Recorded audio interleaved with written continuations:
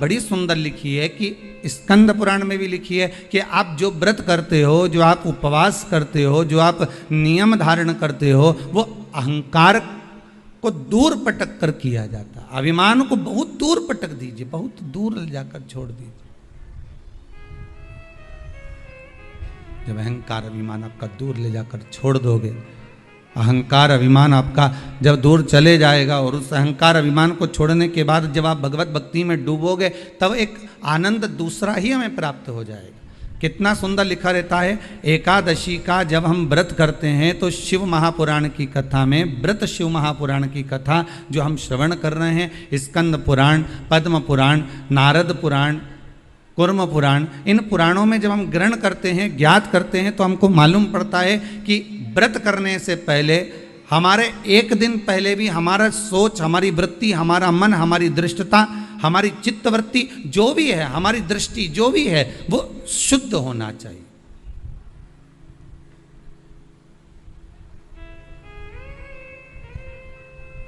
हमारा भाव शुद्ध हो, हमारा मन शुद्ध हो। हम दूसरे से आशा तो रखते हैं कि ये हमको प्रेम से बात करे, हम दूसरे से आशा रख रहे हैं कि हमसे प्रेम से बात करे, हम दूसरे से आशा रख रहे हैं कि ये हमारे से स्नेह से बोले, हमारे से मीठी वाणी का प्रयोग करे। पर पहले अपने भीतर झांक कर देखो कि आप उससे कैसी बात कर रहे हैं।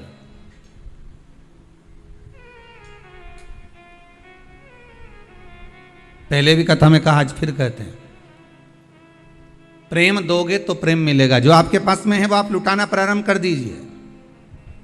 आपके भीतर अगर अहंकार है तो आप अहंकार लुटाना प्रारंभ कर दीजिए। आपके भीतर अगर कपट है तो आप कपट लुटाना प्रारंभ कर दीजिए। सामने वाला स्वयं कपटी हो जाएगा। आपके भीतर अगर झूठ है, प्रपंच है, तो झूठ और प्रपंच लुटाना प्रारंभ कर दीजिए। सामने वाला अपने आप झूठ और प्रपंची हो जाएगा। आपके भीतर अगर विश्वास है तो आप विश्वास देना प्रारंभ कर दीजिए, विश्वास लुटाना प्रारंभ कर दीजिए, विश्वास देना प्रारंभ कर दीजिए। सामने वाला विश्वासवान हो जाएगा।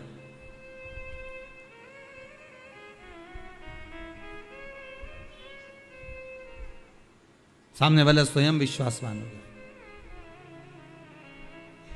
आपके भीतर अगर भजन है तो आप भजन देना प्रारंभ करो, सामने वाला खुद भजन गाने बैठ जाएगा। हमने कई माताओं को देखा है, जब तीज त्योहार आता है ना, तो एक माता भजन गाने बैठती है, ढोलक लेके जो पीटना चालू करे, मंजीरा बजाने वाली भी नहीं होना तो दूसरी आके बैठ जाती, मंजीरा उठा ले बजाने लगते। उसको बजाना भी नहीं आता, फिर भी वो आकर बैठ जाती। बैठे बैठे वो ताली बजाएगी, तीसरी फिर आ जाएगी, वो बैठे बैठे ताली बजाएगी, भजन गाएगी।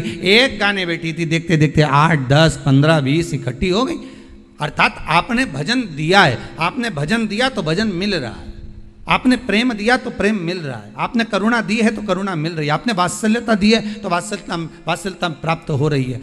भगवान कृष्ण की माता जी का नाम यशोदा रानी, यश ददाती इति यशोदा, जो दूसरे को यश प्रदान करती है वही यशोदा है। अब आपने तो नाम रख लिया यशोदा और मालूम पड़े दूसरे को दे रही अपयश। यश तो कभी दिया ही नहीं। बहू ने भोजन बनाया, थोड़ी सी सब्जी बेकार बन गई तो तुरंत सास ने कह दिया, पति ने कहा आज तो भोजन अच्छा नहीं बना, इसमें दाल में नमक कम रह गया, मिर्ची ऐसी डल गई, तो तुरंत सास ने कह दिया मैंने नहीं बनाई है, बहू ने बनाई है। मतलब आपने अपयश बहू को दिया है तो एक दिन बहू भी तो अपयश आपको देगी। आप जो लुटा रहे हो, आप अगर कह देती कि दाल मैंने बनाई है और दाल बिगड़ गई होगी, अब शरीर से बनता नहीं है, पाँव में इतना दर्द रहता है ना, तो उसके कारण बस हो सकता है नमक कम डाला हो, ध्यान नहीं रहा हो, मेरी चित्तवृत्ति में नहीं गया हो, मिर्ची ज़्यादा डल गई हो, कुछ हो गया हो, सब सब्जी मेरे हाथ से बिगड़ गई। बहू ने बनाई थी, बिगाड़ी उसने थी, पर आपने उसको यश दे दिया और अपयश अपने माथे पर ले लिया। तो एक दिन बहू भी यही करेगी कि स्वयं यश प्रदान करेगी और अपयश अपने माथे पर लेगी। पर हमारी आदत ये रहती है कि अच्छा करा तो मैंने करा और बुरा करा तो वो बेहरू सिंह ने करा। हमने तो तुरंत कर दिया, अच्छा हम कर रहे हैं, बुरा वो कर रहा। अब इसमें प्राप्ति कहां है?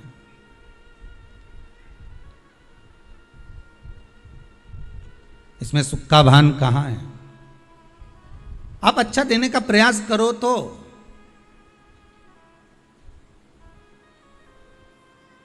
जो साड़ी कोई नहीं पहने, ना बहू पहने, ना बेटी पहने, ना कोई पहने, जब वो साड़ी बहुत दिन की रखी रही और वो साड़ी कोई नहीं पहने, तब तुमने उठाकर उसको भागवत जी पे चढ़ा दी। और आशा क्या रख रही हो कि भागवत मैया ऐसी कृपा करजे हमारी झोली खुशी से भर दीजिए।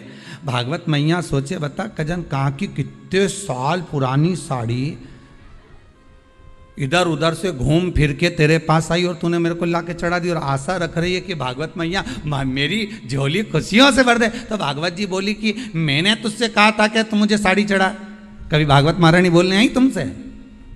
कभी भागवत महारानी ये कहने आई कि मेरे को साड़ी चढ़ा, कि मुझे आभूषण चढ़ा, कि मुझे रतन चढ़ा, कि मुझे माणिक चढ़ा, कि मुझे सोना चांदी चढ़ा? भागवत कभी नहीं कहने आई कि मुझे ये चढ़ाना। भागवत तो ये कहती है कि तुलसी का दल हो तो समर्पित कर दो, और वो भी नहीं है तो मेरे चरणों में आकर बैठ जाओ, नमन कर लो। जब आखिरी में कथा विराम होगी तो तुलसी का दल व्यास जी महाराज तुम्हारे हाथ में पकड़ा ही देगा। तो भागवत तो ये कहती है कि प्रेम का एक पत्ता भी दिया जाए, स्नेह का एक चावल भी दिया जाए तो भगवान स्वीकार कर लेता है। प्रेम और स्नेह से भगवान स्वीकृत करता है, प्रेम और स्नेह से भगवान बढ़ा लेता है। प्रेम स्नेह से रिटर्न बढ़ा थोड़ा सा। प्रेम का अगर भाव होगा, प्रेम अगर आपके पास में है तो आपको मिलेगा, और अगर प्रेम नहीं है तो मिलेगा। जो होगा आपके पास में वो दे दीजिए।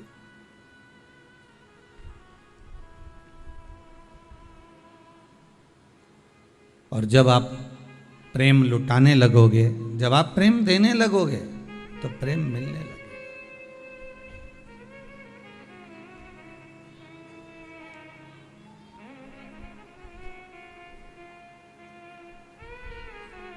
शिव बहुत सरल भाषा में समझ लीजिए, बहुत अच्छे से समझ लीजिए। शंकर भगवान ने अपनी जटा में गंगा जी को रखा और सारे विश्व के उद्धार के लिए, संसार के उद्धार के लिए शंकर भगवान ने वो गंगा पृथ्वी पर भेज दी। अब शिव जी ने आपको क्या दिया है? जम के बोलो, क्या दिए? जटा में से गंगा। आप शंकर जी को क्या दे रहे हो?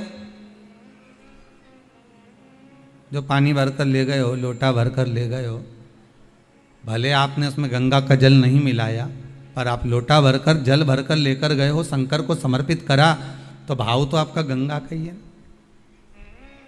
कि हम शिव जी को गंगा का जल समर्पित कर रहे हैं। भाव तो आपका वही है। आप भले ना दिए हो पर भाव आपका वही है। शिव ने गंगा दी, आपने शंकर को गंगा दी। रामेश्वरम जाकर करा क्या आपने? केवल गंगा का जल ही तो समर्पित करा है शिव, क्योंकि भोलेनाथ ने, विश्वनाथ ने, शंभू ने आपको प्रदान करा था तो आपने उनको दिया है।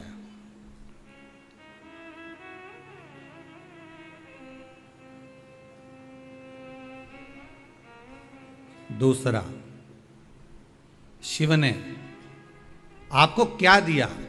तो शंकर ने दूसरी चीज दी है हमको, सत्य। क्या प्रदान करा है? सत्य।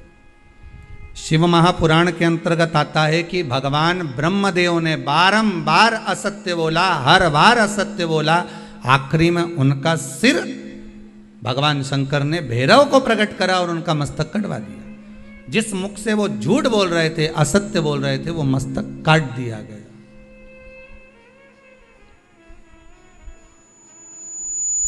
वो मस्तक काट दिया गया जिससे वो असत्य बोल रहे थे, जिससे वो झूठ बोल रहे थे।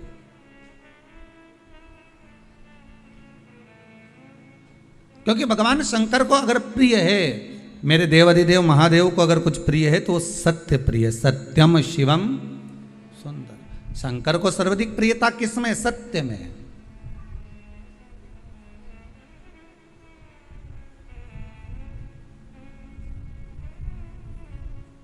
सतनाम कहो भोलेनाथ कहो, भोलेनाथ कहो, भोलेनाथ कहो। सत्य में शिव है, और जहां शिव है वहां जीवन अपने आप सुंदर है। सत्य शिव ने दिया है। कब दिया?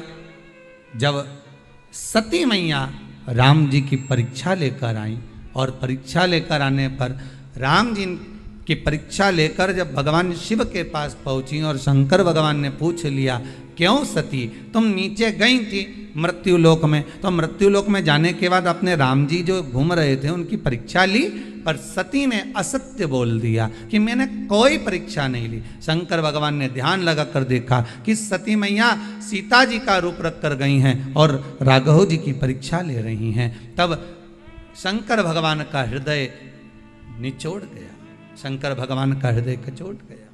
शिव जी के नेत्रों से अश्रु का एक बूंद नीचे की ओर गिर गया।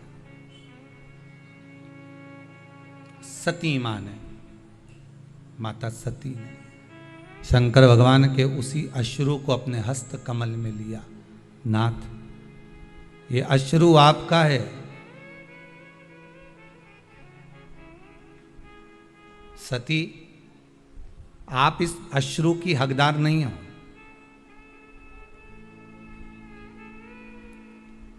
सती आप इस अश्रु की हकदार नहीं हो। सती ने पूछा, इस अश्रु की हकदार मैं नहीं हूं? नहीं नहीं, आप इस अश्रु की हकदार नहीं हो, यह अश्रु तो आप किसी और को दीजिए। सती ने पूछा, क्यों? शंकर भगवान बोले, मेरा यह अश्रु आपको मालूम नहीं है कि ये मेरा आंसू कब निकला है? आप झूठ बोली हो, असत्य बोली हो, तब निकला है।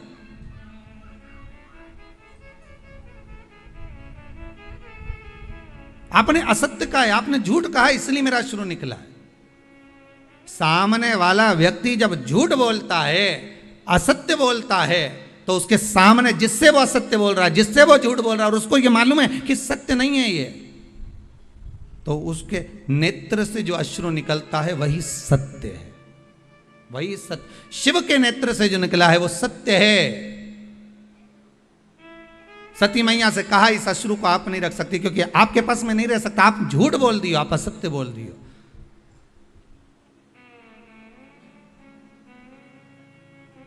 व्यक्ति तो आखिरी में बोलता है राम नाम सत्य है, बाकी का समय तो राम राम जपना, पराया माल अपना, मुख में राम बगल में चोरी। सत्य तो आखिरी में निकलता है, जब जीवात्मा चली जावे, जब ये आत्मा, ये जीव केवल शरीर पड़ा हुआ है और आत्मा निकल गई, तब लोगों ने जब उठा कर लेकर गए, तब कहा कि राम नाम सत्य है। इससे पहले सत्यता नजर नहीं आती। जब तक जिंदा रहता है ना, तो परिवार सत्य है, पत्नी सत्य है, कुटुंब सत्य है, मेरा घर परिवार, नाते रिश्ते, ये सब सत्य नजर आएंगे। और जैसे ही प्राण छूट गए, सब असत्य, बस राम नाम सत्य नजर आता, उसके सिवाय कुछ सत्य नहीं दिखता।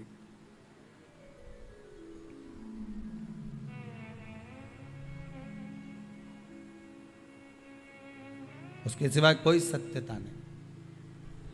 लो सती, ए सती, ये आपके हस्त कमल में जो अश्रु रखा है ना, ये अश्रु आप पहचान नहीं पा सकती कि अश्रु में सत्यता है।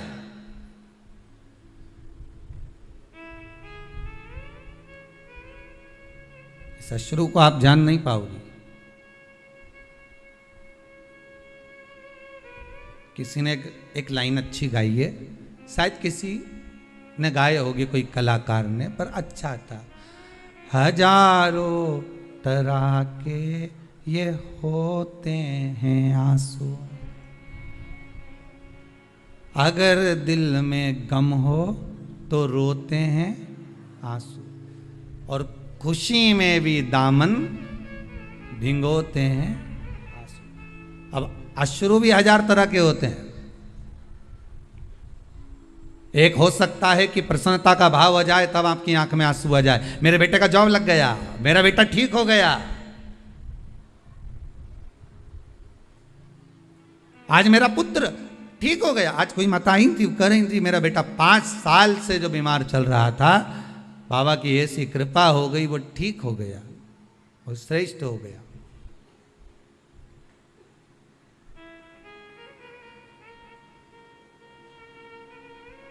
कहीं शंकर की दया हो, प्रसन्नता में भी अश्रु आ जाते हैं।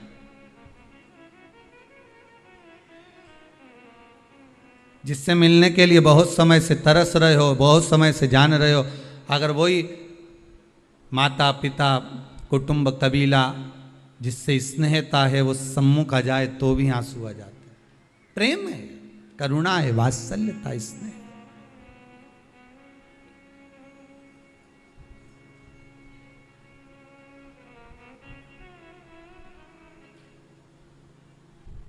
ये वात्सल्यता है, यही प्रेम है। सती अश्रु का मोल तुम नहीं जान सकोगे। अश्रु वापिस दे दीजिए हमको। सती मैया कहती है मैं अश्रु वापिस नहीं कर सकती आपको, पर यह सत्य का अश्रु है, और सत्य का अश्रु इतनी देर तक कोई धारण नहीं कर सकता। सियोर वाला महाराज भले गला चिल्ला चिल्ला के बोल दे कि आप सत्य बोलो, सत्य बोलो, सत्य बोलो, पर तुम कथा में 3 घंटा सत्य बोल लोगे, बाकी की जगह पर तुम 2-4 घंटा सत्य बोल लोगे, पर फिर जैसे ही मोबाइल हाथ में आया, कानों पे लगाया, फिर झूठ चालू। क्या कर रही हो? बस घर के लिए निकल गई, और मालूम पड़े बैठी तो यहीं थी, और असत्य निकलना प्रारंभ हो गया। फिर वो असत्य प्रारंभ हो गया। सत्य को प्रमाण नहीं चाहिए साहब, पर असत्य को प्रमाण चाहिए। जो झूठ बोलने वाला होता है ना, वो बार बार कहता है लाओ प्रमाण दो, लाओ प्रूफ दो, अभी दो, अभी मैं चले जाऊं, अभी मैं बता दूं, अभी मैं ये कर दूं, लाओ प्रूफ दो। असत्य को प्रमाण चाहिए, सत्य को प्रमाण की जरूरत नहीं पड़ती भाई। अभी मैं ये कर देता हूं, सत्य को प्रमाण नहीं चाहिए। सत्य सत्य। सती ब्रह्मदेव ने असत्य बोला, भगवान शंकर ने तुरंत भैरव को प्रकट करा, और काल भैरव को प्रकट होकर कहा काट दो ब्रह्मा जी का सिर जिससे वो असत्य बोल रहे हैं, काटो इसका सिर। नख तोड़ा, ब्रह्मदेव का सिर कट गया, क्योंकि झूठ बोल रहे थे। असत्य से ब्रह्मा जी का सिर कट सकता है, तो झूठ बोलने से, असत्य बोलने से हमारा पुण्य कट नहीं सकता। पाप बढ़ेगा और पुण्य कटेगा, पुण्य भी तो समाप्त होता है। हमने पहले कथा में कहा था, आज फिर कहते हैं, आप 24 घंटे सत्य मत बोलो, परंतु कम से कम दिन भर में 1 घंटा तो ऐसा बना लो कि मैं 1 घंटा सत्य बोलूंगी। पर वो 1 घंटा किसी को बताना मत कि मैं इसी घंटे में सत्य बोलूंगी, नहीं तो मालूम पड़े कहीं का आकर बहू पूछ ले, क्यों मम्मी सही बताना, मेरे प्रति क्या सोच रही बैठे बैठे, और सास ने जो सत्य बोल दिया तो हो गया कल्याण। और बताना भी मत को कौन से घंटे में तुम सत्य बोलने वाली हो।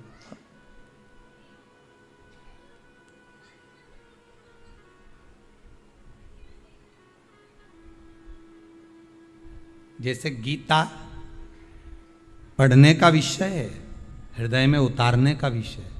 गीता, श्रीमद् भगवत गीता पढ़ो, हृदय में उतारो, अपने बच्चों को पढ़ाओ। क्यों? क्योंकि आज अगर आपके बच्चे गीता को पढ़ लेंगे तो आपके बच्चों को अदालत में खड़े होकर गीता पर हाथ नहीं रखना पड़ेगा। गीता पढ़ने का विषय है, गीता हृदय में उतारने का विषय है। श्रीमद् भगवत गीता को अपनी चित्तवृत्ति में, अपने मन में अगर हमने उतार लिया तो हमारे घर के बच्चों को कभी अदालत में जाकर खड़े होकर गीता पर हाथ नहीं रखना पड़ेगा। अगर गीता का स्मरण करा है तो, श्रीमद् भगवत गीता का मनन चिंतन करा है तो।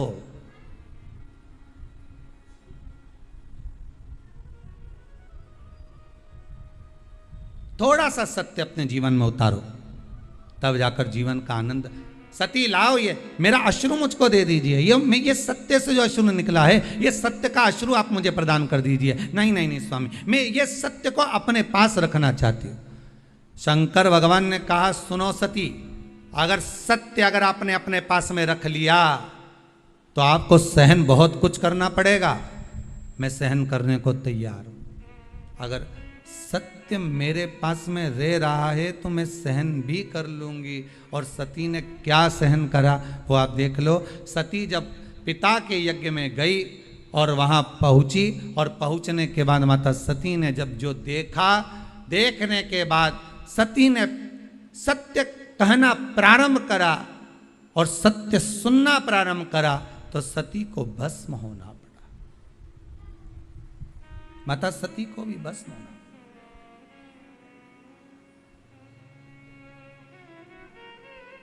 बड़ा कठिन है महाराज।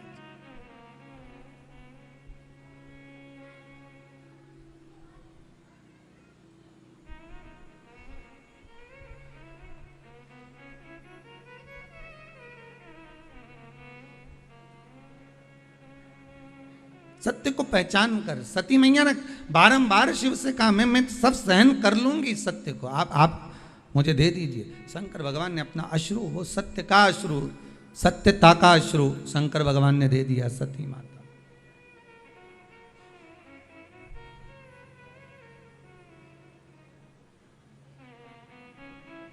और सत्य जब माता सती के हृदय चित्त में समाहित हो गया, सत्य जब माता सती के हृदय चित्त में विराजमान हो गया, तब फिर सती शिव के चरणारविंद का स्मरण कर कर अपने प्राणों को त्याग दिए, भस्म हो गई।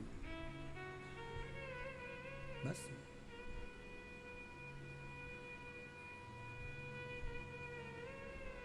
और वो सत्य के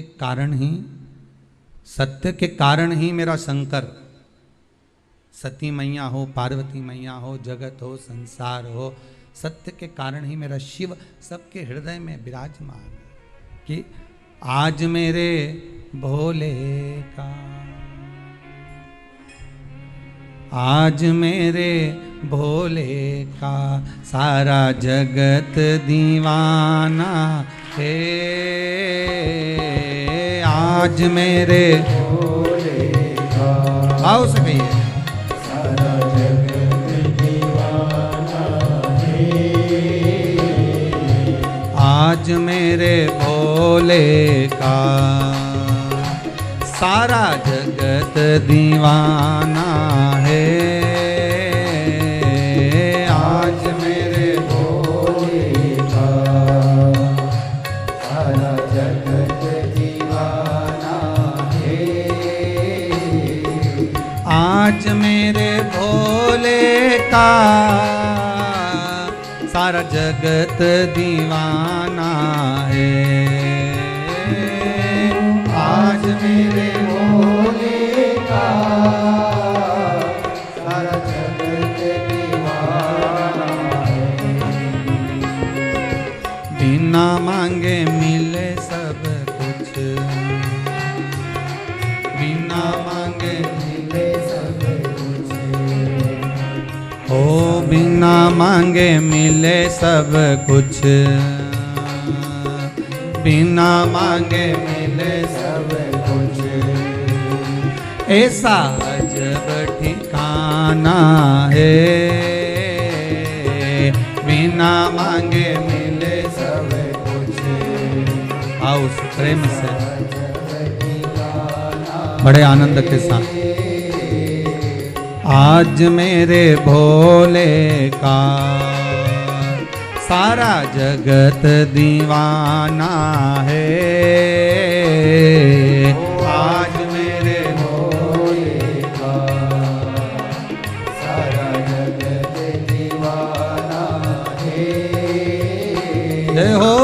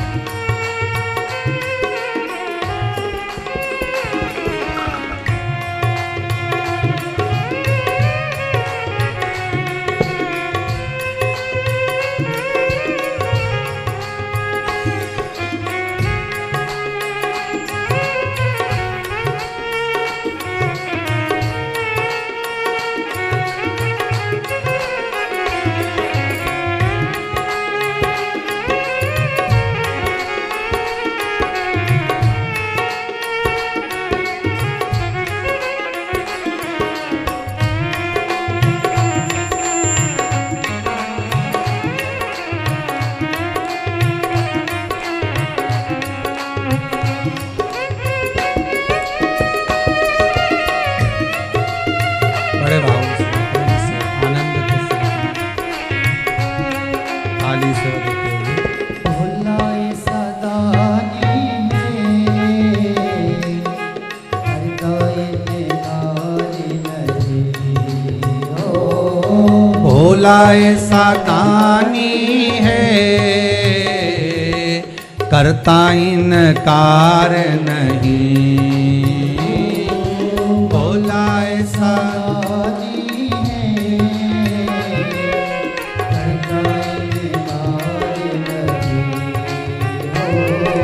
भोलाए सादानी है, करता इनकार नहीं। जो भी मांगो मिल जाए, हर भोले जो भी मांगो मिल जाए। ऐसा भोला खजाना है,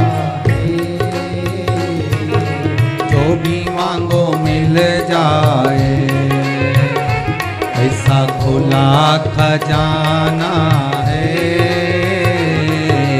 आज मेरे भोले का सारा जगत दीवाना है। आज मेरे भोले का सारा जगत दीवाना है। आज मेरे भोले का सारा जगत दीवाना है। आज मेरे भोले का सारा जगत दीवाना है। आज मेरे भोले का सारा जगत दीवाना है।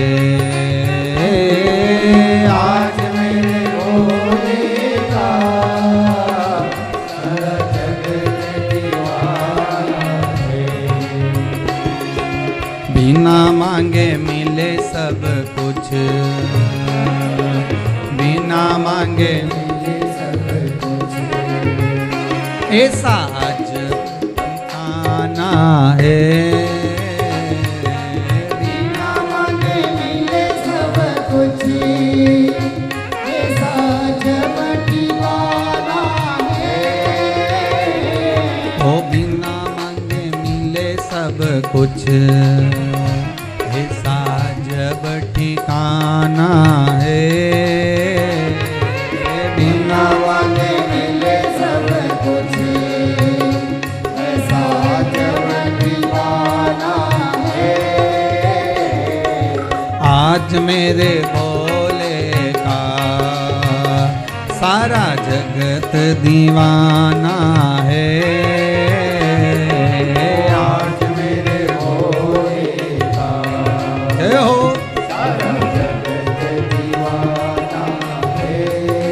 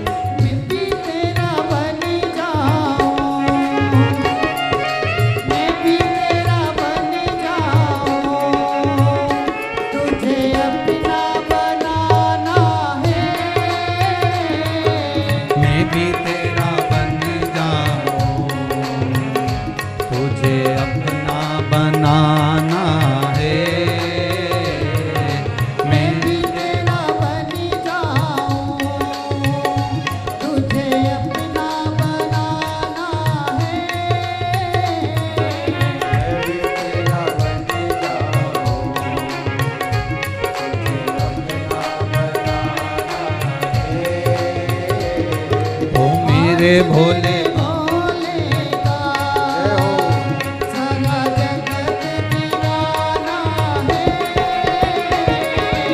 आज मेरे भोले का सारा जगत दीवाना है। आज मेरे मिले सब कुछ ऐसा जगत दीवाना है।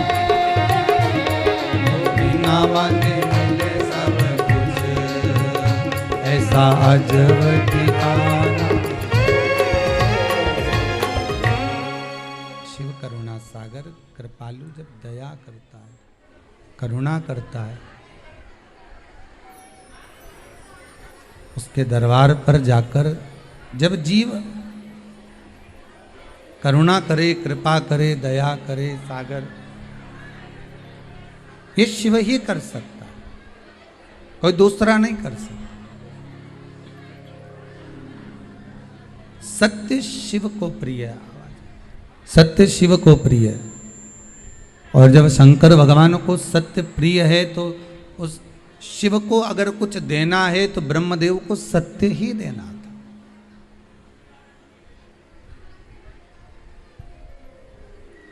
ब्रह्मा जी अगर देना चाहते तो सत्य दे देते, पर ब्रह्मदेव ने सत्य नहीं दिया।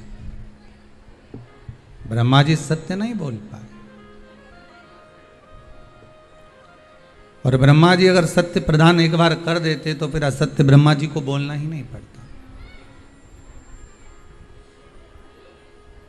किस लिए बोलते थे?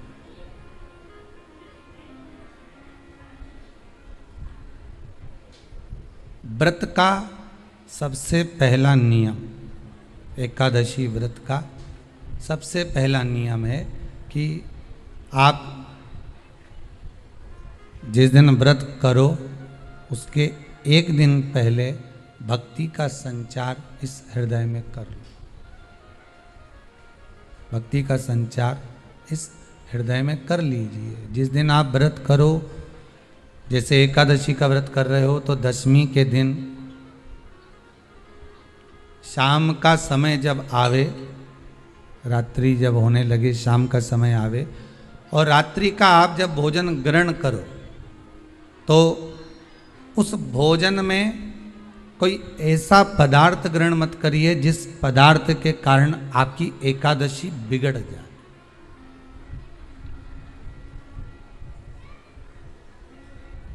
कोई बेकार भोजन हमें ग्रहण नहीं करना। श्रेष्ठ भोजन ग्रहण करिए दशमी के दिन। और एकादशी का दूसरा नियम बहुत ध्यान से सुनिएगा।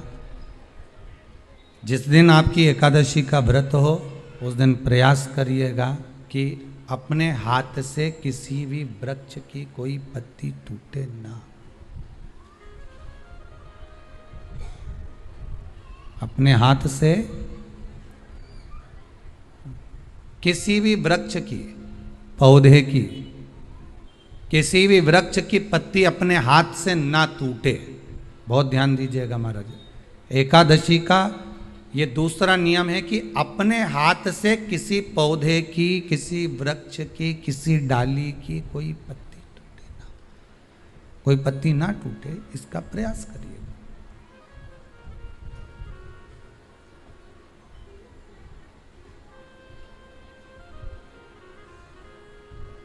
कितना सुंदर व्याख्यान कहा है, कितना सुंदर वर्णन है महाराज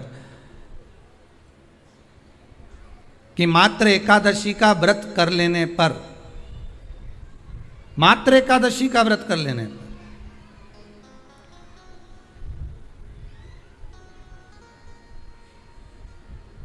जो पूर्व में किया गया हमारा पाप कर्म है, हमने किसी जीव की हत्या करी है, हमने किसी को कष्ट प्रदान करा है, हमने किसी को अपशब्द कहा है, हमने किसी को ताने दिए, हमने किसी को आड़ा टेढ़ा कहा है, हमने किसी को गालियां दे दी है, मात्र एकादशी का व्रत ही कर लेने पर ये सारे जो दोष हैं वो समाप्त हो जाते हैं।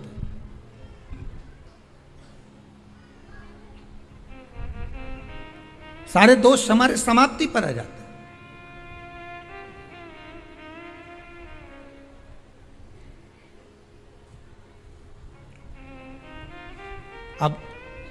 एक विचार करिएगा, थोड़ा सा अपने मन में, अपने चित्त में, अपनी वृत्ति में एक बात उतारिएगा, एक अपने मन में एक बात को उतार कर रखिएगा कि आप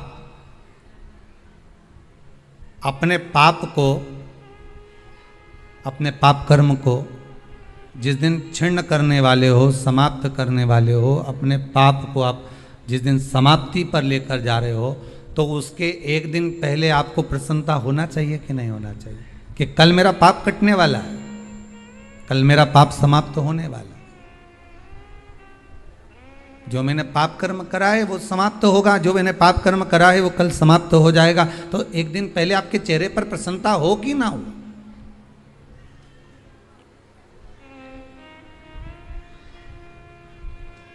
और चेहरे पर वो प्रसन्नता आपके आना चाहिए कि कल मेरा एकादशी का व्रत है, आज दशमी है, कल एकादशी का व्रत है, तो कल मेरी जब एकादशी का व्रत रहेगा तो मेरा ना जाने कितना कितना पाप, कितना असत्य, कितना झूठ, कितना प्रपंच वो समाप्त हो जाएगा। इसमें मुझे प्रसन्नता हो, इसमें मुझे आनंदता हो।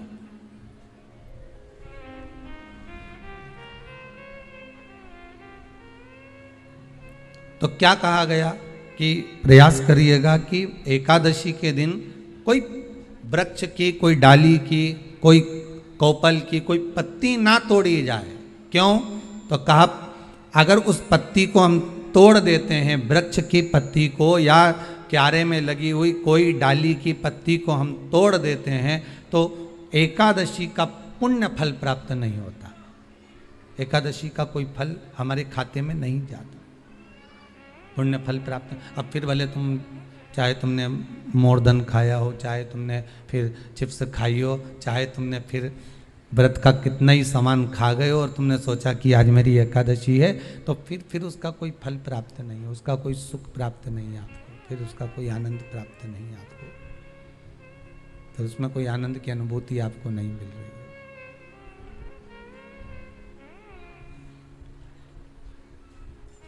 फिर उसमें कोई फल की प्राप्ति आपको नहीं हो रही। आस्था चैनल के माध्यम से जितने भी एकादशी करने वाले हैं और चतुर्थी का व्रत करने वाले हैं, बहुत ध्यान से आज की कथा सुनना कि एकादशी का आपसे आपके बच्चे पूछेंगे, मम्मी हम भगवान विष्णु का दर्शन करते हैं, हम राम जी का दर्शन करते हैं, हम कृष्ण भगवान का दर्शन करते हैं, हम भवानी माता का दर्शन करते हैं, हम शंकर जी का दर्शन करते हैं, हम सारे देवी देवताओं का दर्शन करते हैं, पर ये एकादशी माता तो कभी नजर ही नहीं आती। पूछेंगे कि नहीं पूछेंगे कि तुम जिस एकादशी का व्रत करते हो, इनका जन्म कहां से हुआ, कहां जन्मी थी? एकादशी की जन्मस्थली कहां है? भाई भगवान कृष्ण की जन्मस्थली तो मथुरा है, श्री राम जी महाराज की जन्मस्थली बोल दो जम के अयोध्या है।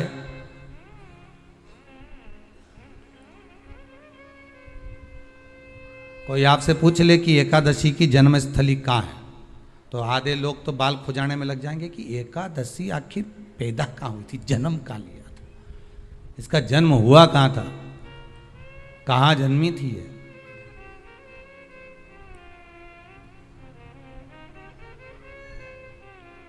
इसका जन्म स्थल है कहाँ? और अगर मान लो जन्म स्थल एकादशी का है,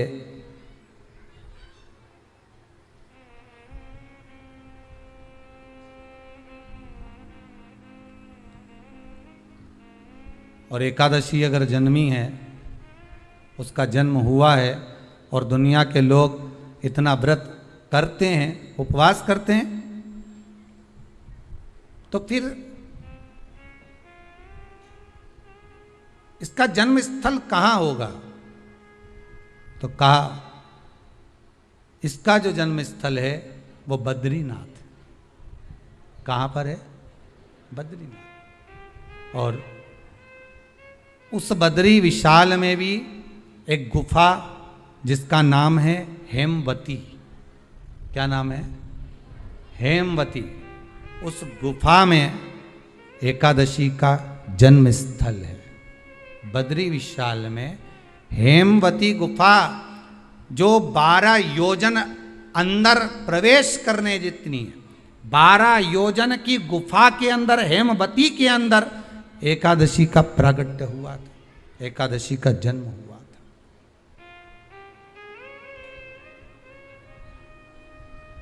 अब तो बता सकते हो ना कि कोई पूछे कि राम जी का जन्म अयोध्या में हुआ, भगवान कृष्ण का जन्म मथुरा में हुआ, और कोई पूछ ले आपका जन्म कहाँ हुआ था, अपन कह सकते ना सीहोर में हुआ हमारा।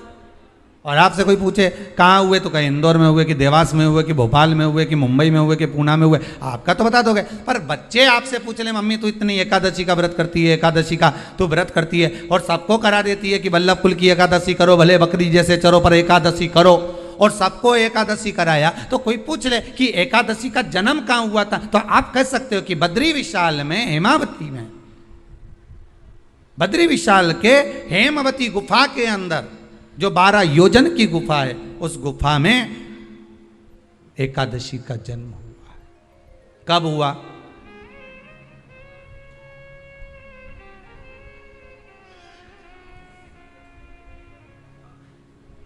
जन्म होने का कारण, राम जी के जन्म होने का कारण था रावण का संहार।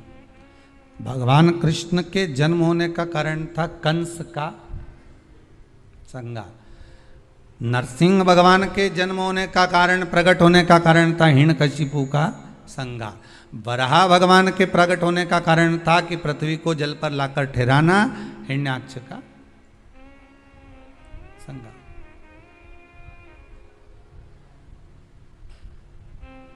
तो फिर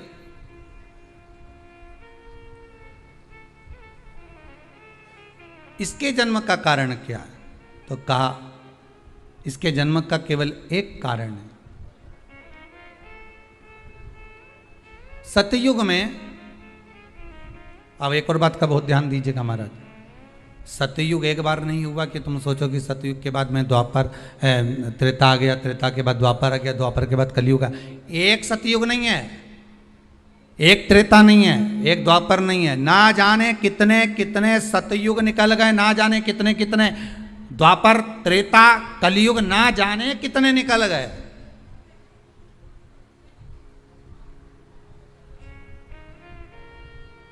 और आप और हम जैसे भी इस पृथ्वी पर ना जाने कितने, अरे जम के तो बोलो, निकल गए। पृथ्वी वहीं की वहीं है, जिस मकान में रहते हो वो मकान भी वहीं की वहीं है। बस कभी कभी एकदम प्लाट हो जाता है, फिर उस पर वापस बन जाता है, फिर क्लीन, फिर बन गया, फिर क्लीन, फिर बन गया। ना जाने कितने कितने कितने कितने जन्म हम ले चुके हैं, और हमारे भी आगे का जन्म कितने जन्म होते रहेंगे। जमीन वहीं की वहीं रह जाएगी और अपन चले जाए, बस वो जगह वहीं रह गई। जो पहले परदादाजी की थी, दादाजी को मिल गई, दादाजी की थी, पिताजी को मिल गई, पिताजी की थी, उनके बेटे को मिल गई, उनके बेटे से उनको बेटों को मिल गई। मिलते मिलते मिलते मिलते कब वो जमीन भी बिक गई समय की अवस्था में, फिर दूसरे की हो गई, और हम सोच कर रह गए कि ये हमारा है, हम इसके लिए लड़ाई करें, झगड़ा करें, हम केवल इस जमीन के लिए, जरा सी प्रॉपर्टी के लिए अदालत में खड़े, अपना समय बर्बाद कर दिए, और जो पाना था वो छोड़ दिया।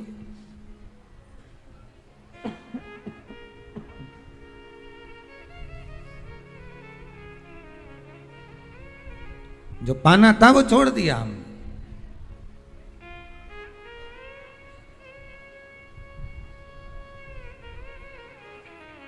असली रजिस्ट्री तो ये शिव महापुराण की कथा है, जिसमें बैठकर आप 3 घंटा भगवान की भक्ति को जो धारण कर रहे हो, 3 घंटा जो भगवान की कथा को आप श्रवण कर रहे हो, 3 घंटा जो भगवान की भक्ति में आप डूबे हुए हो, 3 घंटा जो भगवत स्मरण में आप लगे हुए हो, बस यही असली रजिस्ट्री है, यही वहाँ काम आने वाली है। इसके सिवा कुछ काम नहीं आएगा। धन दौलत माल खजाना सब पड़ा की पड़ा रह जाना,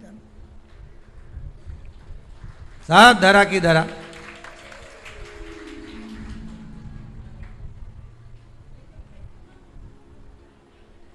रह गया। वो एक लाइन आप लोग स्मरण करते होंगे, सज धज के जिस दिन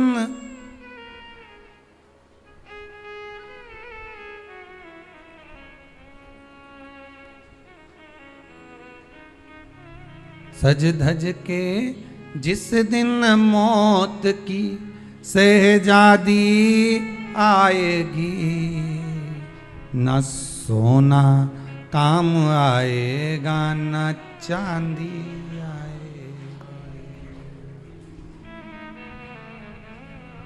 अलमारी में दरा की दरा रह जाएगा, लॉकर में पड़ा की पड़ा रह जाएगा। लॉकर में पड़ा की पड़ा है, अलमारी में धरा की धरा है। कपड़े भी सारे घड़ी बने की बने रहे, कपड़े भी धरे की धरे रह गए और सब पड़ा रह गया। कि छोटा सा तू कितने बड़े अरमान हैं तेरे, मट्टी का तू सोने जैसे मान है तेरे। मट्टी की काया एक दिन मट्टी मिल जाएगी, न सोना काम आएगा न चांदी आएगी, न सोना काम आएगा न चांदी आएगी।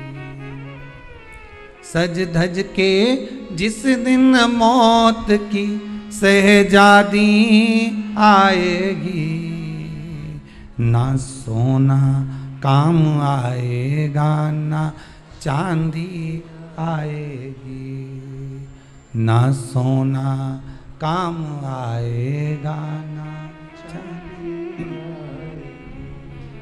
सब पड़ा रह जाएगा, धरा की धरा रह जाएगा, सब पड़ा की पड़ा रह गया, जीव चला गया। झगड़ा करा, लड़ाई करी, विवाद करा, खूब झगड़े पर मिला क्या? इतनी सी जमीन है, इतनी।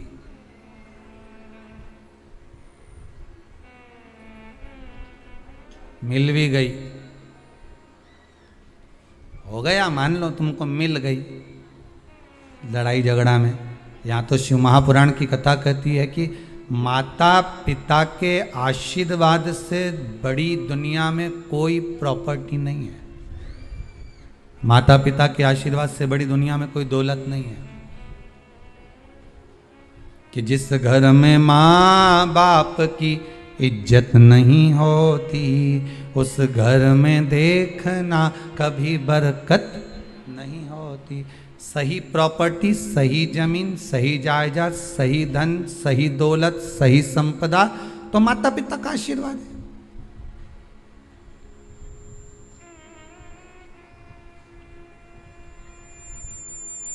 सही दौलत तो वही है, सही जायदाद तो वही है। अब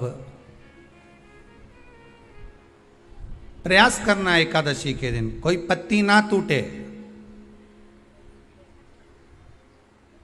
अगर आपको तुलसी के दल की भी जरूरत है तो आप दूसरे से कह सकते हो कि मुझे तुलसी का दल ला दे।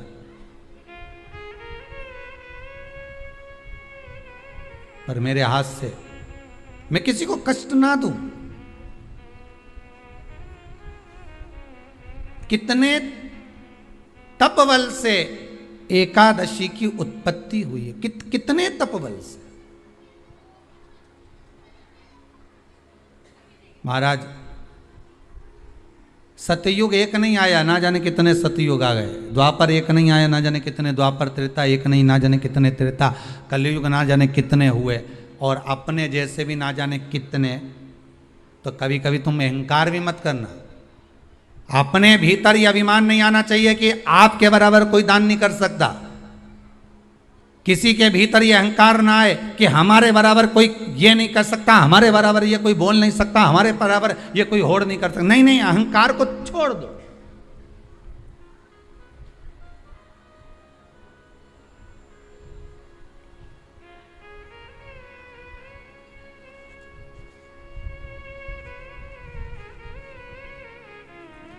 इस भारत की भूमि पर, इस भारत माता की गोद में अगर वीर भी जन्मे तो ढेर वीर जन्मे, कोई एक नहीं। कोई एक सोचे कि मेरे बराबर कोई और नहीं कर सकता, नहीं नहीं, ना जाने कितने। इस भारत माता की गोद में अगर दानी भी जन्मे तो ना जाने कितने, कोई ये ना सोचे कि मेरा बराबर कोई दान नहीं कर सकता।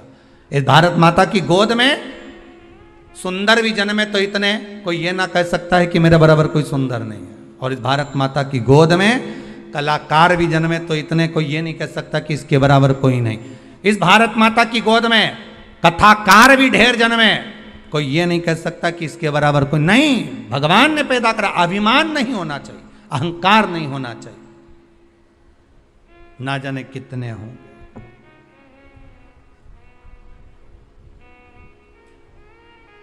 ना जाने कितने।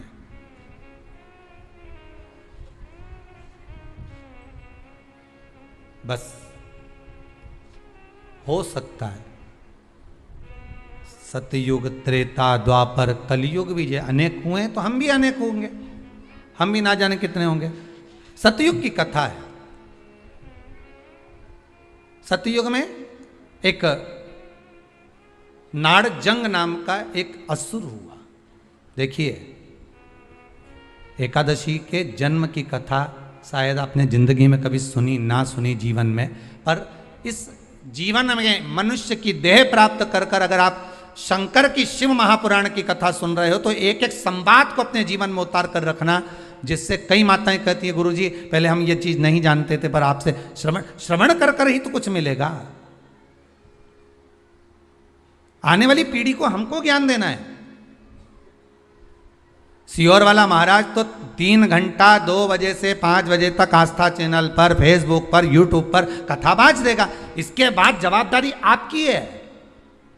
कथा सुनने के बाद जवाबदारी आपकी है कि आपके बच्चों को शाम को भोजन कराते समय, आप रात्रि को अपनी बहन से बात करते समय, आप रात्रि को अपने रिश्तेदारों से बात करते समय उनसे भी प्रश्न कर सकते हो। क्यों? आज तूने कथा सुनी थी? आज अपने एकादशी के जन्म की कथा सुनी कि एकादशी कब पैदा हुई, एकादशी का जन्म कब हुआ, कौन सी जगह पर जन्मी थी। अपने को मालूम था कि राम जी कहाँ जन्मे, अपने को मालूम था भगवान कृष्ण कहाँ जन्मे, अपने को मालूम था नरसिंह भगवान कहाँ जन्मे, पर अपने को एकादशी का जन्म कहाँ हुआ ये नहीं मालूम था। आप अपनी बहन से, अपने रिश्तेदारों से बात कर सकते हो। 3 घंटे की कथा तो आप यहां श्रवण कर लेते हो आस्था चैनल के माध्यम से, फेसबुक और यूट्यूब के माध्यम से। इसके बाद की जवाबदारी आपकी है कि इस कथा का प्रसाद आप किस किस को दे रहे हो। आप कथा का फोन लगाकर किस किस को बोल रहे हो कि 2 बजे से 5 बजे तक कथा आ रही है। सुनो, व्रत शिव महापुराण की कथा है। व्रत, उपवास जो अभी तक करते आए हैं उसी को सुन रहे हैं कि अब कैसे करना चाहिए। करते तो आए पर उसको करना कैसे। कहाँ जन्म ले लिया तो कहा महाराज बद्रीनाथ। कब जन्मी एकादशी? एकादशी का जन्म कब हुआ तो कहा एक नाड़ाजंग नाम का सुर था, राक्षस, जिसके पुत्र का नाम था मुर। क्या नाम है? मुर। मुरदैत्य। ये मुरदैत्य इतना विशालकाय था, इतना विशालकाय था, रहने वाला चंद्रावती नगर का था। कौन से नगर में रह रहा था? चंद्रावती नगर। बड़ा विशालकाय।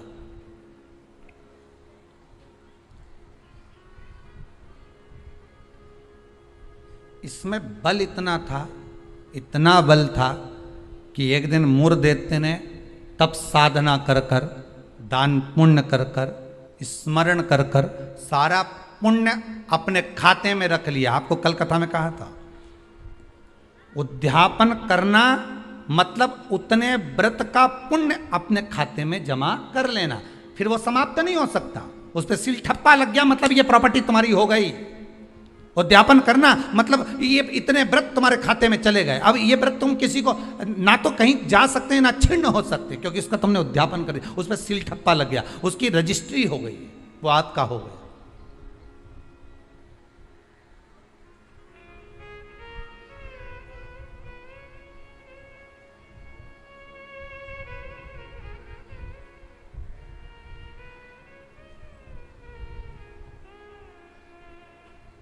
अब मुरदैत्य बड़ा बड़ा उपद्री था, बड़ा उपद्री, इतना उपद्री, पर साथ में वो दान भी बहुत करता था, साथ में वो पुण्य भी बहुत करता था, सत्कर्म बहुत करता था।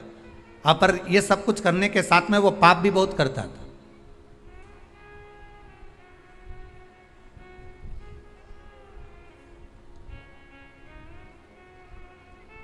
बहुत पाप करता था, पुण्य के साथ में पाप भी बहुत करता था।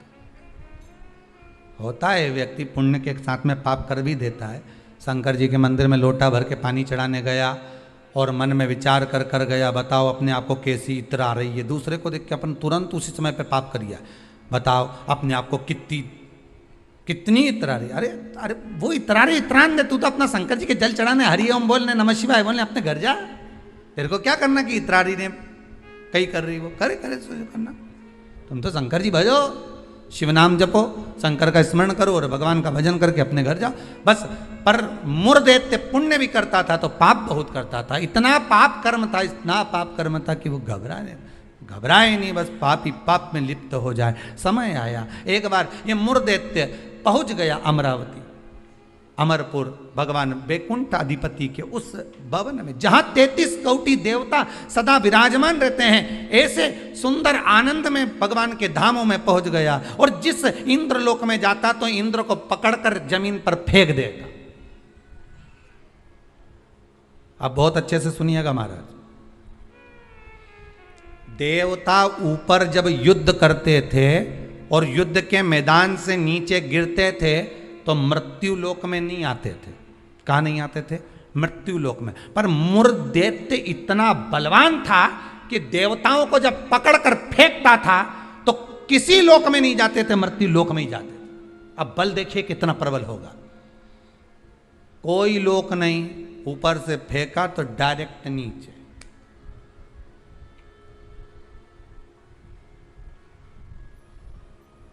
सीधे नीचे।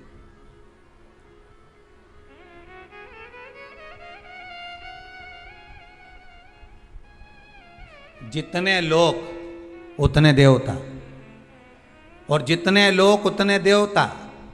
अब इसने सोचा इतने सारे देवताओं को अलग अलग गिराने कब तक जाऊंगा, तो इसने क्या करा, आज चढ़ गया सारे लोकों पर और लोकों पे चढ़कर जो नृत्य करना प्रारंभ करा, जम जम के नाचना, तो सारे लोक हिलने लगे। और जितने उसमें 33 कोटि देवता रह रहे थे सब मृत्यु लोक में गिर गए।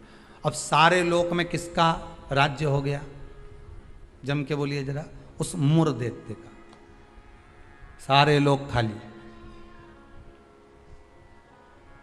मुरदैत्य का राज्य। सारे देवता इकट्ठे होकर शंकर भगवान के पास में गए, क्योंकि मृत्यु लोक में आ गए तो मृत्यु लोक में कहां जाएंगे। आपको पहले भी कथा में कहा, मृत्यु लोक में जन्म हुआ है आपका।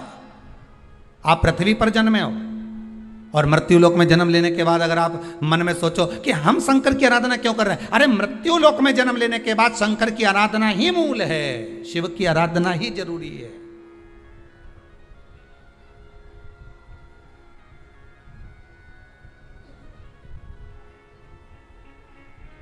कहां जाएं, किससे कहें?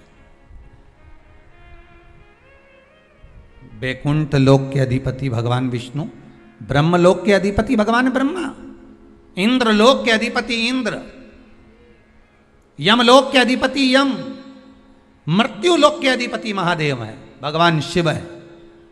और अगर आप मृत्यु लोक में रह रहे हो तो आपके जीवन में अगर दुख है, तकलीफ है, कष्ट है, रोग है, बीमारी है, तकलीफ में हो तो शंकर की शरण में जाइए। सारे 33 कोटि देवताओं का चरित्र एकादशी के जन्म की कथा कर रही है, पद्म पुराण की कथा कर रही है, स्कंद पुराण की कथा कर रही है, शंकर की पावन कथा कर रही है कि देवता जब मृत्यु लोक में आ गए और मृत्यु लोक में आने के बाद उनको जब कष्ट हुआ, किसी देवता के पास नहीं गए, सबसे पहले शंकर जी के पास गए। क्योंकि जो करीब में होता है उसी को पुकारा जाता है। एक बहू पूना में रह रही है और एक बहू तुम्हारे साथ में रह रही है और तुम्हारा पेट दुखे या चक्कर आ रहे हैं तुमको, तो क्या पूना वाली को फोन लगा के बोलोगी बहुत चक्कर आ रहा है?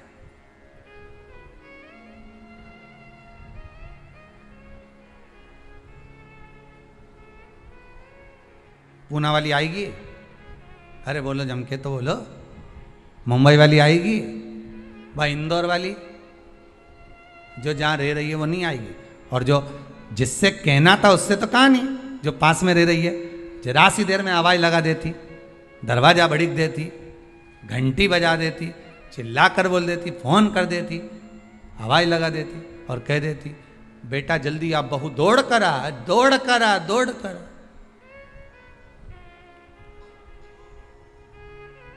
बोलो आती कि नहीं आती? कितना भी झगड़ा हो, कितनी भी लड़ाई हो गई हो, तो भी किसी को तकलीफ में है तो ऐसी कोई बहू नहीं होती जो दौड़ कर ना आए। तकलीफ में होगी, भले कितना भी झगड़ा कराओ, कितनी भी लड़ाई करियो, कितना भी विवाद हो, दौड़ के आ गए। और आई तुरंत, क्या हो गया मम्मी? बस मेरे को चक्कर आ रहा है। अब तुमने पूना वाली को बुलाया, इंदौर वाली के बुलाया, बड़नगर वाली के बुलाया, ने पीपरठौन वाली के बुलाया, ने नीमच वाली के बुलाया, सब क्या बुलाया तुमने, पर तुमने उसको नहीं बुलाया जो पास में थी।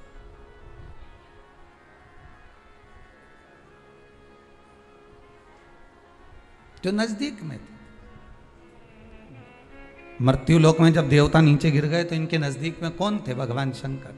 जब शंकर भगवान नजदीक में थे तो सारे देवता शिव जी के पास दौड़ कर गए, भोलेनाथ जी के पास दौड़ कर जाकर हर हर महादेव, हर हर महादेव, हर हर महादेव। जैसे ही हर हर महादेव बोला, शंकर भगवान के नेत्र खुल गए। शिव जी ने पूछा कैसे आना हुआ ये तो बताओ। कहा महाराज जी ये वो मुर दैत्य ने हम सबको नीचे पटक दिया। अच्छा तो फिर क्या चाहते हो? बस उस मुर दैत्य का संहार कर दो। शंकर भगवान बोले मुर दैत्य का संहार मैं करूंगा?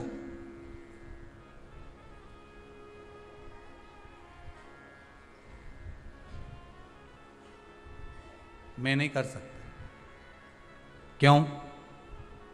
उसका संहार भगवान विष्णु करेंगे। उनसे जब कहो जाकर, तो भगवान विष्णु तो हमारे, हम 33 कोटि देवता नीचे नजर आ रहे हैं, पर भगवान विष्णु कहीं नजर नहीं आ रहे। हमको तो लग गया ऊपर से पटका होगा तो वो नीचे चले गए होंगे। भगवान नहीं दिख रहे हमको, हमें नजर नहीं आ रहे, हम कहां ढूंढे उनको? ये हमारी दृष्टि है। हमारी दृष्टि से भगवान को हम देखने का प्रयास करेंगे ना, भगवान नहीं मिल सकता। भगवान को पाने के लिए भीतर की दृष्टि चाहिए, आत्मा की दृष्टि, मन की दृष्टि चाहिए। हमारी दृष्टि पे तो चश्मा लगा होता है। हाँ, ब्लैक कलर का लगा है तो ब्लैक दिखेगा, नीला लगा है तो नीला, पीला लगा है तो पीला, हरा लगा है तो हरा। उसी तरह हमारी दृष्टि पे चश्मा लगा है, कामी होगा तो कामी दिखेगा, लोभी होगा तो लोभी दिखेगा। चोर को चोर नजर आता है, साहूकार को साहूकार नजर आता है, बेईमान को बेईमान नजर आता है, ईमानदार को ईमानदार नजर आता है, धर्मात्मा को धर्मात्मा नजर आता है, पुण्यात्मा को पुण्यात्मा नजर आता है। साहूकार को साहूकार दिखेगा, ईमानदार को ईमानदार दिखेगा, ढोंगी को ढोंगी नजर आएगा, पापी को पापी नजर आएगा, कपटी को कपटी नजर आएगा। आप जैसा चश्मा लगाए होगे, सामने वाला व्यक्ति वैसा नजर आएगा। आप अपनी आंखों का इलाज अच्छा करवाओ, सामने वाला व्यक्ति अपने आप ही अच्छा नजर आने लगेगा, अपने आप। हमारी सास तो हमेशा हमारा बुरा ही सोचती है। सास बुरा नहीं सोचती, चश्मा गड़बड़ हो गया। समझ गए? अरे बोलो तो, समझ गए ना? चश्मा गड़बड़ हो गया मतलब दृष्टि गड़बड़ हो गई। हमने देखा हमारी सास हमारा बुरा सोचती है, मतलब बुरे हम हैं, हम सोच रहे हैं बुरे। अगर अच्छा सोचते तो कह देते हाँ है तो सास ना, इन्होंने मेरे पति को जन्म दिया है, और मेरे पति को जन्म दिया। जब पति इतना प्रेम से मेरे से व्यवहार करे तो सास क्यों व्यवहार खराब करेगी? अरे बोलो तो, करेगी। जब पति तेरे लिए जेब में भर के गजक लाए, कुरकुरा लिया है, चिप्स लिया है, तब तूने एक बार भी नहीं किया कि बताओ मेरा क्या जो, तो कहे पति अच्छा है पर सास बुरी। नहीं नहीं, दृष्टि हमारी बुरी है, उसमें हमें सामने वाला व्यक्ति गलत नजर आ रहा है। हम अच्छा देखना प्रारंभ कर देंगे ना तो हमको अच्छा मिलने लगेगा।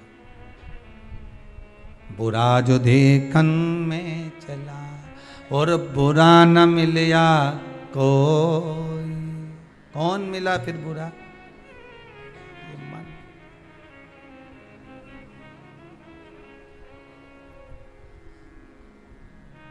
इस मन को बुरा कर। मैं नहीं मार सकता मुर्दैत्य को, भगवान विष्णु मारेंगे। भगवान विष्णु कहाँ मिलेंगे? क्षीर सागर में शयन कर रहे हैं, जाइए। सारे देवता पहुंच गए क्षीर सागर। प्रभु कृपा करिए। भगवान विष्णु ने पूछा क्या हुआ? वो मुर्दैत्य ने आक्रमण कर रखा है, सबको उठा उठा के पटक दिया, एक भी नहीं बचा, सारे लोग खाली पड़े। अच्छा फिर मां कौन बैठा? तो क्या मुर्दैत्य बैठा अकेला? हाँ।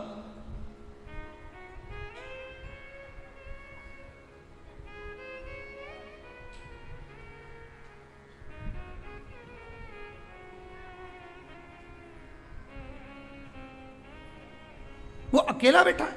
हाँ, भगवान विष्णु बोले आप चिंता मत करो, चलो चलो हमारे साथ। चंद्रावती नगर पर सारे 33 कोटि देवता आक्रमण कर दो। शंकर भगवान तो मुस्कुराने लगे। एक मुर्दैत्य के लिए 33 कोटि देवता अपना अपना लोक छोड़कर आ रहे हैं युद्ध करने के लिए। विचार करिएगा जरा। एक व्यक्ति की हस्ती मिटाने में, एक व्यक्ति की हस्ती मिटाने में ना जाने कितने लग जाते हैं नीचे गिराने में, ना जाने कितने।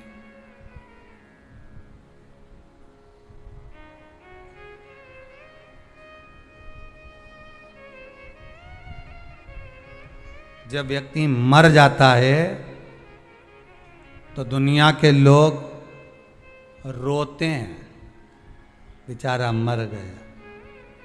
और जो मर गया उसको वापिस जिंदा कर दे भगवान तो फिर खो जाते हैं, फिर उड़ गया, वापिस उड़ गया। फिर ना जाने कितना मेहनत करेगा, कितना कमाएगा, ना जाने कितनी बिल्डिंग बना लेगा, ना जाने कितना धन जोड़ लेगा, खो गए। मरा तो रो गए। संसार का नियम है। एक व्यक्ति की, मुर्दैत्य की मात्र हस्ती को मिटाने के लिए सारे आ गए, पर 33 कोटि देवता 15 मिनट नहीं लगे मुर्दैत्य को। 15 मिनट में मुर्दैत्य ने सारे देवताओं को हिला दिया, भाग गए। सारे 33 कोटि देवता भाग गए। तब भगवान विष्णु अकेले युद्ध के मैदान में थे, अकेले युद्ध के मैदान। और अकेले भगवान विष्णु जब युद्ध के मैदान में युद्ध प्रारंभ करा, भगवान ने उठाया सुदर्शन चक्र और भगवान ने उठाकर सुदर्शन चक्र को फेंका। मुर्दैत्य के जितने जितने असुर थे, जितने राक्षस थे, सबका संहार करने के लिए फेंका। फेंक तो दिया, सारे जितने असुर थे वो मर भी गए, पर मुर्दैत्य इतना प्रबल था कि उसने एक फूंक मारी, सबको जीवित कर दिया। भगवान विष्णु आश्चर्य में पड़ गए, गजब गजब। ये एकादशी के जन्म की कथा है।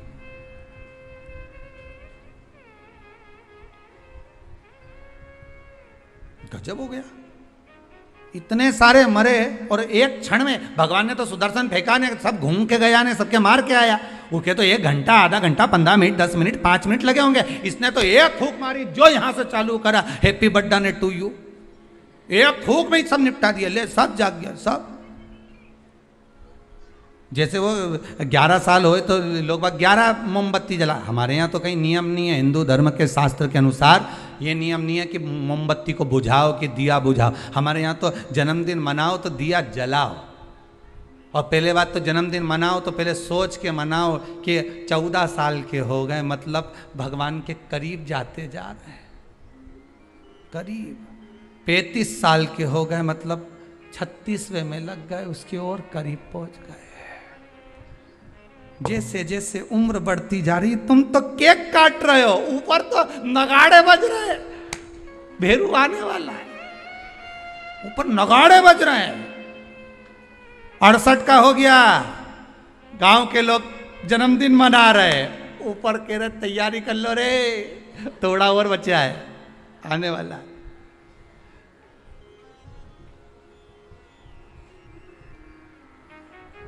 कई लोग पूछते हैं तो गुरुजी क्या हम जन्मदिन नहीं मनाए? हमने कहा मनाओ।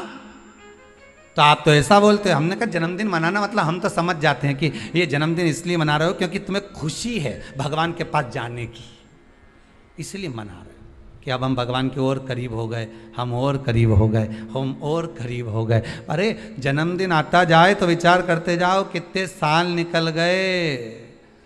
ना राम नाम लीनो ओ तूने भरी जवानी में, तो डूब के मर जा रे चुल्लू भर पानी में। अरे काय जन्मदिन मनाओ तो विचार करिए कि हमारा जन्मदिन हम क्यों मना रहे हैं, किस लिए मना रहे हैं, कहाँ जा रहा है, हमारा समय निकले चले जा रहा है। ना राम गाए ना कृष्ण गाए ना शंकर का स्मरण करा, यूं ही गवा दिया। और बच्चा कुचा था तो जन्मदिन आदि रात को मेन रोड पे गाड़ी को खड़ा करके बोनट पे केक रख के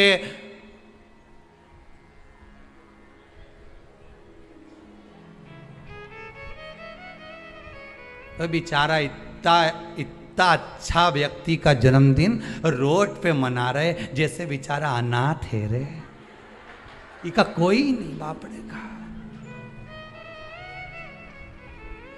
उसके घर में उसकी मम्मी है, उसके घर में उसके पिताजी हैं, उसके घर में उसका भाई है, उसके घर में पूरा परिवार है, और जन्मदिन कहाँ मना रहे? रोड पे। हैप्पी बर्थडे टू यू, क्योंकि अनाथ है तो जन्मदिन रोड पे मन रहा है।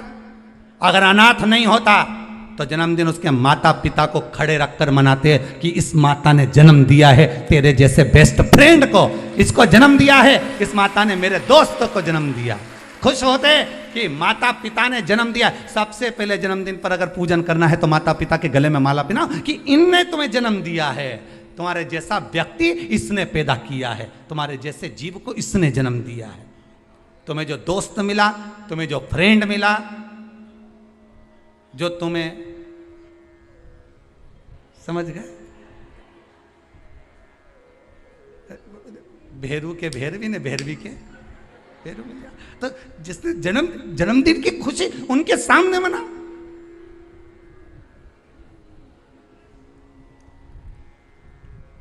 चले गए रोड पे, गाड़ी खड़ी कर ली, केक काट लिया, आधी रात को बम फटाका फोड़ लिया, बस। क्या मतलब? वो अनाथ नहीं है, वो अनाथ नहीं है। उसके सिर पर उसके माता पिता का हाथ।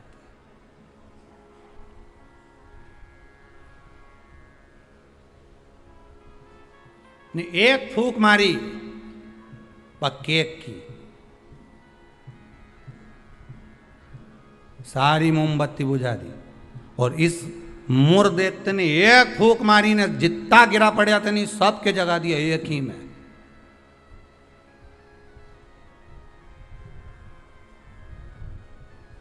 मेरे को तो लगे वो कहीं कहीं का बाबा जोगी और नहीं हो, नहीं जिसके यहाँ झाड़ा लगवाने लोग जाए, एक फूंक मार दो उठी क्या।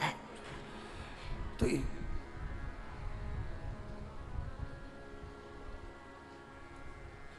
देखा एक फूंक में उठ गया। तो जो उठा उससे पूछा कितना समय से बीमार पड़ा था ने, महाराज जी ने एक फूंक मारी ने उठ गया। वो बोला फूंक से उठा नहीं हूं, महाराज जी के मुंडा में ऐसी बदबू आई रही थी, एक बार में उठ गया। इसलिए भगाई, दूसरी मार देगा फूंक तो निपटी जाऊंगा तो मैं जाऊंगा। और के कह गया महाराज जी के कान में, कहीं पायरिया की कहीं बीमारी बीमारी तो नहीं है मुंडा में? फूक में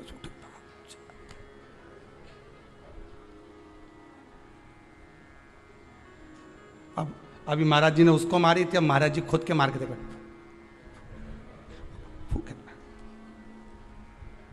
मुर्देते ने जो फूक मारी ने सब पड़िया ने सब उठी गया एक साथ, सारा की सारा उठ के बैठ गया। अब तो भगवान भी सोचे क्या करें। भगवान ने सुदर्शन को वापस लिया, गदा का प्रहार करा। गदा युद्ध हजारों वर्ष तक चला मुर्देत्य के साथ, 1000 वर्ष तक गदा युद्ध चला है भगवान विष्णु का। गदा युद्ध में जब भगवान विष्णु हार गए तब मल्लाह युद्ध प्रारंभ हुआ। कहते हैं हजारों वर्ष निकल गए, 10, 20, 25, 50,000 वर्ष केवल मल्लाह युद्ध में निकल गए भगवान विष्णु के, तो भी नहीं हारा। आखिरी में भगवान विष्णु की हापड़ी थोड़ी ऊंची, भगवान विष्णु को लगा कि ये हार नहीं रहा। भगवान विष्णु थक गए, क्योंकि ये मूर दैत्य तो पत्थर जैसा था और मेरे नारायण कमल जैसे कोमल थे। भगवान एक जगह जाकर बैठे। लक्ष्मी जी ने, पद्मावती जी ने, माता लक्ष्मी ने जाकर पूछा, नाथ हुआ क्या है? भगवान कह रहे हैं मैं थक चुका हूं, हजारों वर्ष से युद्ध लड़ रहा हूं, पर तू ये हारता नहीं है। तब लक्ष्मी, मैं आता हूं तो रुक। लक्ष्मी जी को क्षीर सागर में रोका और भगवान नारायण दौड़ कर गए बद्री विशाल। हेमवती गुफा में प्रवेश कर गए। 12 योजन की उस गुफा में मेरे भगवान प्रवेश कर गए। जाकर मेरे नारायण सो गए, क्योंकि इतने थक चुके थे।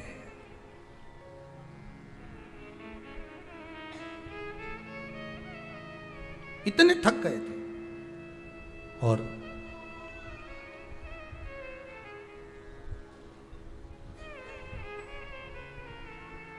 इतने थक गए भगवान, इतने थक गए, सो गए।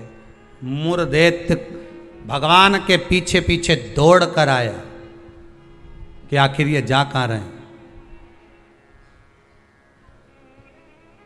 ये जा कहां रहे हैं। मूर दैत्य ने विचार करा, आज भगवान भाग कर कहां जा रहे हैं मुझसे। केवल वो काल्यावन को देखकर भगवान युद्ध का मैदान छोड़कर नहीं भागे थे, यहाँ मूर दैत्य को देखकर भी भगवान युद्ध का मैदान छोड़कर भागे थे। भगवान का नाम था रणछोड़ राय। कहाँ जा रहे हैं, किस जगह जा रहे हैं? जा रहे चले।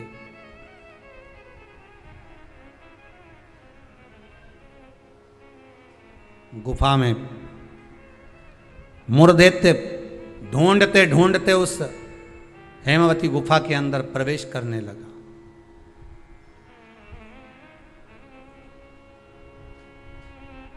वहां पर हेमवती गुफा में जैसे ही प्रवेश करा, उस समय पर पाप पुरुष, कौन सा पुरुष है? पाप व्यक्ति का जो पाप होता है, जब वो पुण्य वाली जगह पर जाता है, सत्कर्म वाली जगह पर जाता है, तो उसका जो पाप पुरुष है, उसका जो पाप है, वो उसके सामने आकर खड़ा हो जाता है। बहुत ध्यान देना। क्यों कहते हैं कि मंदिर जाओ, क्यों कहते हैं तीर्थ जाओ, क्यों कहते हैं सत्संग में जाओ, क्यों कहते हैं कथा स्मरण में बैठ जाओ, क्यों कहते हैं? हमारा जो पाप है वो हमसे, जैसे ही हम तीर्थ गए, जैसे ही हम भजन में गए, जैसे ही हम कथा में गए, जैसे ही हम कीर्तन में गए, जैसे ही हम स्मरण में गए, जैसे ही भगवान की भक्ति में हम पहुंचे, हमारा पाप जो हमारे सम्मुख में था, हमारे साथ में था, वो पाप हमसे दूर हो जाता है। और मूर दैत्य के सामने वही पाप पुरुष आकर खड़ा हो गया। अंदर प्रवेश कर रहे थे मूर दैत्य, पाप पुरुष ने रोक दिया। कहां जा रहे हो तुम? तुम्हें मालूम नहीं तुम कहां प्रवेश कर रहे हो? तुम्हें ज्ञात नहीं है क्या? ज्ञात है। मैं भगवान विष्णु को ढूंढने जा रहा हूं, उनके साथ मेरा युद्ध हो रहा था। अच्छा, मैं भगवान विष्णु को ढूंढने जा रहा हूं क्योंकि उनके साथ मेरा युद्ध हो रहा था। पाप पुरुष ने रोक दिया, अंदर नहीं जा सकते क्योंकि अंदर पुण्य है, आप रुको वहीं पर। रोक दिया। जब मूर दैत्य ने पाप पुरुष को हटाया और अंदर प्रवेश करने लगा, 11 दिन तक, एकादशी दिन तक, 11 दिन तक पाप पुरुष और मूर दैत्य दोनों की बात संवाद हुई है।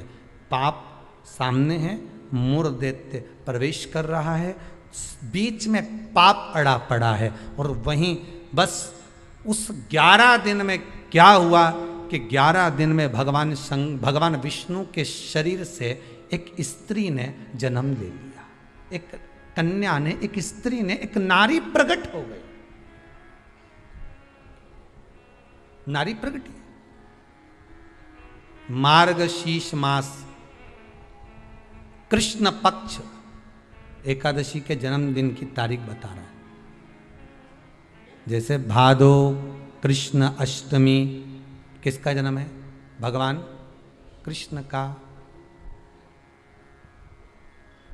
चैत्र की नवमी, बोलते जाओ, राम जी का। कोई आपसे पूछे कि एकादशी का जन्म कब हुआ था? मार्गशीर्ष मास की सुंदर कृष्ण पक्ष की एकादशी के दिन, जब 11वां दिन था भगवान को सोते हुए, तब भगवान के शरीर से एक कन्या ने, एक स्त्री ने जन्म लिया। 11वें दिन जन्मी, इसलिए भगवान आगे इसका नामकरण संस्कार करेंगे, उसका नाम एकादशी रखेंगे।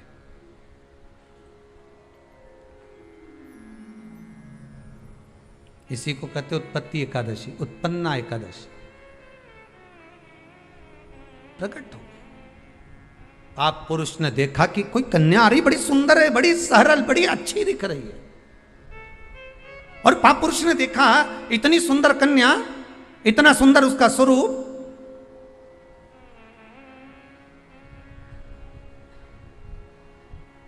कईयों के मन में बड़ा प्रश्न होता है महाराज जी। कई माताएं बहुत प्रश्न करती हैं, कहती हैं गुरुजी क्या एकादशी का व्रत केवल वेदव्य नारी करती है? क्या एकादशी का व्रत केवल संत करते हैं, साधु करते हैं? नहीं नहीं, एकादशी का व्रत तो जन्म लिया बच्चे से लेकर मृत्यु के घाट पर पड़ा हुआ व्यक्ति भी एकादशी का व्रत कर सकता है। अपनी एकादशी स्वयं करो, मरने के बाद दूसरे लोग एकादशी दें, उससे अच्छा है कि अपना अकाउंट में खुद जमा करते चलो। तो बुरे वक्त में थोड़ा बहुत कहीं ना कहीं अपने का यमदूत आ गया, यमराज आ गया, और उसने कहा लाओ एकादशी दो। अब तुम तो इंतजार में बैठी कि अभी 12वां तो हम दो, तो क्या 12वां के कहीं करेगी? तो क्या 12वां के हमारा छोरा उन्हें एकादशी देगा? तुम खड़े रहो। अब वो 10 दिन तक तो इंतजार करा। गरुड़ पुराण में लिखा है, जीवात्मा के जब प्राण छूटते हैं, किसी के प्राण छूटे, प्राण छूटने के 10 दिन तक जीवात्मा घर की अटारी पर रहती है। अब 10 दिन के बाद तो जाएगी। अब तुम तो कह रही अभी रुक जाओ रे, अभी कहाँ जा रहे हो? अभी एकादशी मेरे को मिलेगी, हमारा छोरा देगा, बहू देगी, बड़ी बहू देगी, छोरा देगा, पोता देगा, पोती देगी, नाती देगा, पंती देगा। और पंडित जी जब बैठे संकल्प दिलाया, बोलो तुम्हारे दादाजी के कितनी एकादशी दोगा? तो क्या हमने 5 दी, कोई के हम 14 दी, कोई के हम 10 दी, कोई के हम 3 दी, कोई के हम 2 दे दिए। तो कहीं दादाजी कहीं भिखारी था? ये दादाजी की कथा नहीं, अपनी कथा। अपन क्या भिखारी है जो दूसरे की एकादशी लेकर जाएंगे?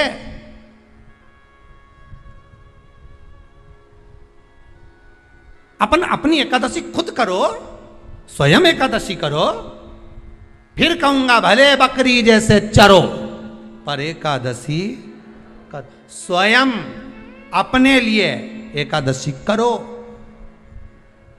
जिस समय पर जाएं तो इंतजार नहीं करना पड़े कि रुक जाए, 12वां तो होने दे, अभी एकादशी पंडित जी संकल्प छुड़ाएगा ना जब मिले। नहीं हम तो अब भी ले के जा। तो क्या ले चल, मैंने तो खूब करी, पूरा साल की एकादशी करी, तुझे क्या ही मालूम रही है यमराज? चल चल मुझे ले चल। और एकादशी की मृत्यु दीजे द्वादशी को दान, और वृंदावन की लकड़ी दीजे दोनों हाथ, मारा द्वारिकारा नाथ, मारा 4 भुजारा नाथ, द्वारकारा नाथ, मारा 4 भुजारा नाथ। जो जो मांगो दीजो, मरने दीजो भर भर हाथ।